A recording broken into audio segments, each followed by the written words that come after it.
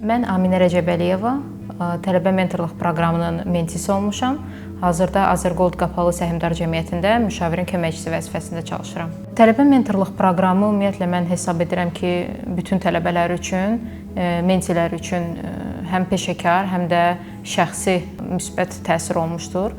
Ən əsası bu peşəkarların təcrübəsindən yararlanmaq kimi bir imkanı qazandırmışdır. Eyni zamanda həm digər tələbələrin, həm də peşəkarların təcrübə mübadiləsində iştirak etmək olmuşdur.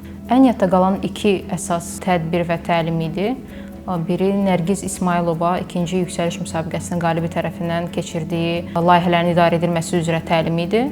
İkinci isə ikinci yüksəliş müsabiqəsinin qalibi Əli Əhmədov tərəfindən Azərbaycan Dövlət Neft və Sənaye Universitetində keçirdiyi infosessiya idi. Hər iki qalib həm tətbiqi, həm də nəzəri biliklərini yönləndirməklə çox ətraflı bir infosessiya və təlim keçirdilər.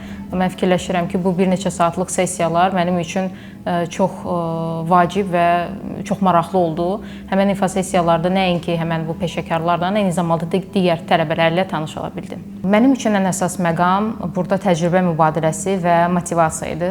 Çünki mən yüksəliş layihəsinin bir hissəsi, tələbə olaraq bir hissəsi olmaq mənim üçün çox böyük qürur idi və çox böyük istək idi həmən müddətdə. Mən istəyirdim ki, bu layihənin bir hissəsi olum və bu təcrübə mübadiləsini keçirim, mentorum ilə, digər qaliblər ilə tədbirlərdə görüşüm və müəyyən biliklər alım onlardan. Eyni zamanda digər tələbələr ilə təcrübə mübadiləsini keçirtmək, biliklərimi paylaşmaq və ümumiyyətlə tanış olmaq, bu şəbəkələşməni yaratmaq mənim üçün çox böyük əhəmiyyət kəsb edir.